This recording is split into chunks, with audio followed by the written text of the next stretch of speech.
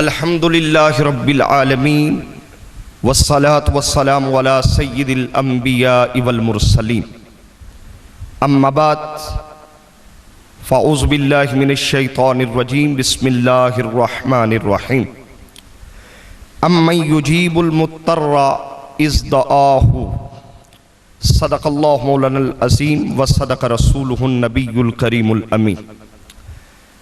ناظرین محترم، آج جس موضوع پر ہم اظہار خیال کریں گے، اس موضوع کا ہماری زندگیوں سے بڑا گہرا تعلق ہے، اور بالخصوص آج کے اس دور میں کشمکش اور تذبذب والی کیفیت میں، جہاں ہر انسان بہت زیادہ دکھی ہے، بہت زیادہ رنج میں ہے، بہت زیادہ پریشان ہے، اور ہر انسان چاہتا ہے کہ اسے آسودگی ملے، آسائش کا متلاشی ہے ہر انسان چاہتا ہے کہ اس کے دکھوں کا مداوا ہو، وہ اس پریشانی والی کیفیت سے باہر نکلے، مگر ناظرین اسے کوئی رستہ دکھائی نہیں دیا، کوئی رستہ اسے نظر نہیں آتا کہ وہ کہاں سے نکلے۔ ہاں، اس تذبذب زدہ کیفیت اور اس کشمکش والی فضا سے نکلنے کا ناظرین صرف ایک رستہ ہے، اور وہ رستہ ہے دعا۔ جی ناظرین، دعا ایک طاقت ہے، دعا ایک قوت ہے، دعا مسلمان کا ایک ہتھیار ہے۔ نبی رحمت صلی اللہ علیہ وآلہ وسلم نے ارشاد فرمایا، الدعاء هو العبادہ، کہ دعا خود ایک عبادت ہے۔ اور ایک حدیث مبارکہ میں آپ صلی اللہ علیہ وسلم نے ارشاد فرمایا، الدعاء مخ العبادہ، دعا عبادت کا مغز ہے۔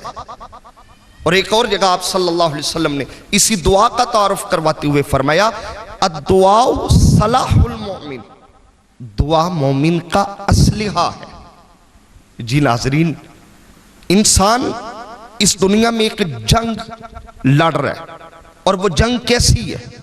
کبھی وہ اپنی معیشت کی جنگ لڑتا ہے، کبھی وہ اپنے نفس کے ساتھ جنگ لڑتا ہے، کبھی وہ شیطان کے ساتھ جنگ لگتا ہے، یعنی ہر وقت انسان ایک حالت جنگ میں ہے، ہر وقت وہ ایک جنگ کی کیفیت میں ہے ناظرین، اور جنگ بغیر اسلحے کے نہیں جیتی جاتی، اور مسلمان کا اسلحہ آپ صلی اللہ علیہ وسلم نے فرمایا سب سے بہترین اسلحہ دعا ہے۔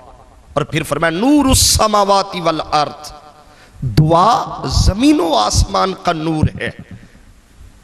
ناظرین، ہماری تاریخ گواہ ہے اس دعا کے متعلق، ہماری تاریخ گواہ ہے، اس دعا نے بڑے بڑے طوفانوں کا رخ بدلا ہے، اس دعا نے بڑی بڑی طغیانیوں کا رخ بدل دیا ہے، اس دعا نے اس قوم کی کئی مرتبہ ڈوبتی ہوئی نیا کو پار لگایا ہے، اس دعا نے بڑی بڑی وباؤں کا خاتمہ کیا ہے، اس دعاؤں نے بڑی بڑی عطاؤں کے در کھولے ہیں۔ جی ناظرین، یہ دعا اللہ رب العزت نے وہ انسان کو طاقت عطا فرمائی ہے، وہ قوت عطا فرمائی ہے۔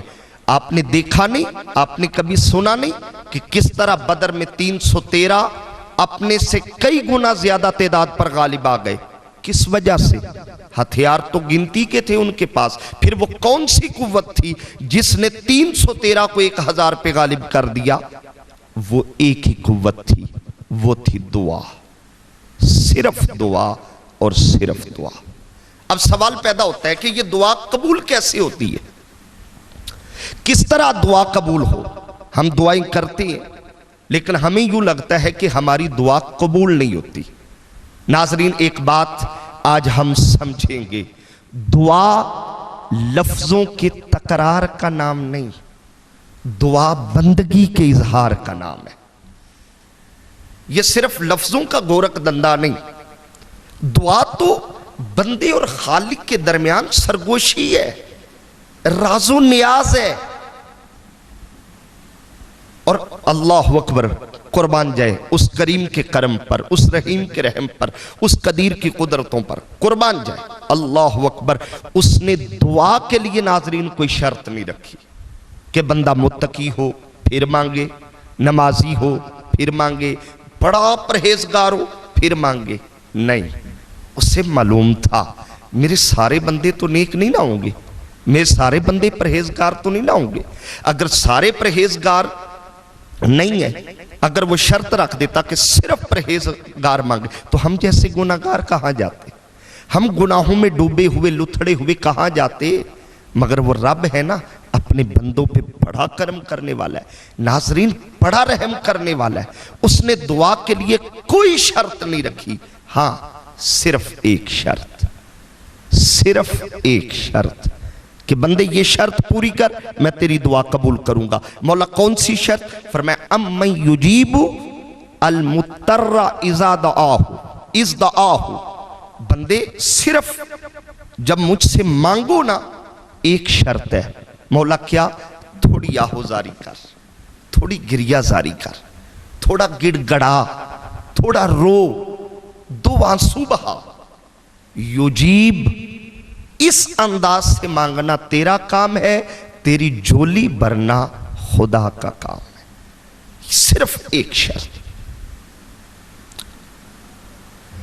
دعا کے لیے جو صرف کیفیت کا ہونا ضروری ہے، بندہ کیفیت طاری کر لے، مولا بس میرا تو ہی آسرا ہے۔ اور یہ کیفیت جو ہے نا، انکساری والی، عاجزی والی، رونے والی، دھونے والی، یہ کہیں پر بھی طاری ہو سکتی ہے، یہ حرم میں بھی طاری ہو سکتی ہے، مسجد نبوی میں بھی طاری ہو سکتی ہے، یہ صفا مروہ پہ بھی طاری ہو سکتی ہے، یہ مزاب رحمت پہ طاری ہو سکتی ہے، یہ ملتزم پہ طاری ہو سکتی ہے، وہاں طاری ہو سکتی ہے، یہاں طاری ہو سکتی ہے، اور کسی پر بھی طاری ہو سکتی ہے، مرد پہ، عورت پہ، بچے پہ، بوڑھے پہ، کسی پہ بھی طاری ہو سکتی ہے۔ اور اگر یہ کیفیت طاری نہ ہو پھر کیا کریں؟ پھر ناظرین اس کیفیت کو خود طاری کر لیں۔ اگر کیفیت طاری نہیں نہ ہوتی تو ہم اس کیفیت کو اپنی ذات پہ خود طاری کرنے کی کوشش کریں۔ حدیث مبارکہ ہے، میرے آقا علیہ الصلوۃ والسلام نے فرمایا اگر رونا نہ آئے تو رونے جیسی شکل بنا لو۔ جی ناظرین، اصل نہیں تو نقل ہی صحیح، اور وہ اتنا کریم ہے کہ نقل بھی رد نہیں کرتا، قبول کر لیتا ہے۔ ہم جب دنیا میں کسی کے سامنے ہاتھ پھیلاتے ہیں، دامن پھیلاتے ہیں، دنیا میں کسی کے سامنے جب ہم روتی ہیں، گڑ گڑاتی ہیں، تو ناظرین ہماری عزت کا جنازہ نکل جاتا ہے۔ کسی کے آگے ہاتھ کرنا آسان کام ہے، کسی کے سامنے رونا، اپنی مجبوریاں بیان کرنا آسان کام ہے، بہت مشکل ہے۔ ہماری عزت کا جنازہ نکل جاتا ہے، مگر بندہ اپنے رب کے سامنے جتنا روتا ہے، جتنا گڑ گڑاتا ہے، اس کی عزت کا معیار اتنا ہی بلند ہوتا چلا جاتا ہے۔ تو دعاؤں کی قبولیت کے لیے جو چیز سب سے زیادہ ضروری ہے وہ ہے انکساری۔ اور یہ کیفیت آتی کب ہے؟ یہ کیفیت تب آتی ہے جب ہم اسے اپنا سمجھ کے مانگتے ہیں۔ ہمارا ایک بہت بڑا مسئلہ ہے ناظرین کہ ہم اللہ رسول کو اپنا سمجھتے نہیں۔ زبان سے کہنا اور ہے لیکن دل سے سمجھنا اور ہے۔ ہم زبان سے کہتے تو ہے کہ وہ ہمارا اللہ ہے، مگر ہمارے دل کی جو کیفیت ہے کیا وہ زبان کا ساتھ دیتی ہے؟ شاید نہیں۔ اگر انسان اس اللہ کو اپنا اللہ سمجھے نا کہ میں جس سے مانگ رہا ہوں وہ میری سن رہا ہے، اس وقت میں ہوں اور وہ ہے، تیسرا کوئی نہیں۔ میں بندہ مانگ رہا ہوں، اللہ مجھے عطا کر رہا ہے، تیسرا کوئی نہیں۔ بندے اور خالق کے درمیان یہ سرگوشی چل رہی ہے اور بندہ سمجھتا ہے کہ صرف اس وقت میں ہوں اور وہ ہوں۔ ناظرین دعاؤں کی انداز بدل جاتی ہے، دعاؤں کی انداز بدل جاتے ہیں، اور جب یہ کیفیت طاری ہو جائے تو پھر لفظوں کے حسین بندھن کی ضرورت نہیں پڑتی۔ پھر لفظ ٹوٹے بھی ہوں تو مالک قبول کر لیتا ہے، پھر لفظوں کے جوڑ توڑ بھی ہوں تو وہ قبول کر لیتا ہے۔ ارے وہ تو گونگوں کی بھی سنتا ہے، وہ تو ان کی بھی سنتا ہے جو لفظ بول نہیں سکتے، اور بندہ نہ بھی بولے وہ خالق تو صرف آنسوؤں کا تقاضا جان لیتا ہے کہ بندہ چاہتا کیا ہے، اس کی قدرت کی رسائی تو دھڑکنوں تک ہے کہ میرا بندہ کیا چاہتا ہے۔ ناظرین، جب ہم اس کیفیت میں مانگے اور اس سے اپنا اللہ سمجھ کے مانگے کہ وہ میرا اللہ ہے، میں اس کا بندہ ہوں۔ حدیث مبارک ہے، بہقی شریف میں ہے، صحیح ابن حبان میں، علامہ ابن حبان نے اس کو نقل کیا۔ ایک شخص آیا آقا علیہ السلام کی بارگاہ میں، اس نے سوال کیا، عربی تھا، بدو دیہاتی عرب کا۔ اس عربی نے عرض کی، اللہ اکبر، یا رسول اللہ، قیامت کے دن ہمارا حساب کون لے گا؟ اب ذرا سوال دیکھیے گا، آقا وہ جو قیامت کا دن ہے ہمارا حساب کون لے گا؟ حضور نے فرمایا، عربی، قیامت کے دن ہمارا حساب اللہ لے گا۔ عربی نے کہا، آقا وہ جو ہمارا اللہ ہے، وہ اللہ جو ہمارا اللہ ہے؟ آقا نے فرمایا، ہاں وہ اللہ جو ہمارا اللہ ہے۔ اب اس عربی کا جواب سنیے گا، عرض کرتا ہے، نجونا ورب الکعبہ یا رسول اللہ، اے اللہ کے رسول، مجھے رب کعبہ کی قسم، پھر ہم کامیاب ہو گئے، پھر ہم کامیاب ہو گئے۔ حضور اس کا جواب سن کے بڑا حیران ہوئے، فرمایا، کیسے؟ کیف یا عربی؟ اب حضور کو خبر تھی مگر حضور حاضر لے رہے تھے، اس کا عقیدہ چیک کر رہے تھے، اس کی عقیدت دیکھ رہے تھے۔ کیف یا عربی، اے عربی وہ کیسے؟ اللہ اکبر۔ اب اس عربی کا جواب سنیے گا، عرض کرتا ہے، آقا اذا الکریم قادر افا، کہ کریم جب قدرت پا لیتا ہے نا، افا تو معاف کر دیتا ہے۔ ناظرین، اس کیفیت کی ضرورت ہے۔ دعا ہر مسئلے کا حل ہے، ہر وباؤں کا خاتمہ دعا کی وجہ سے ہے۔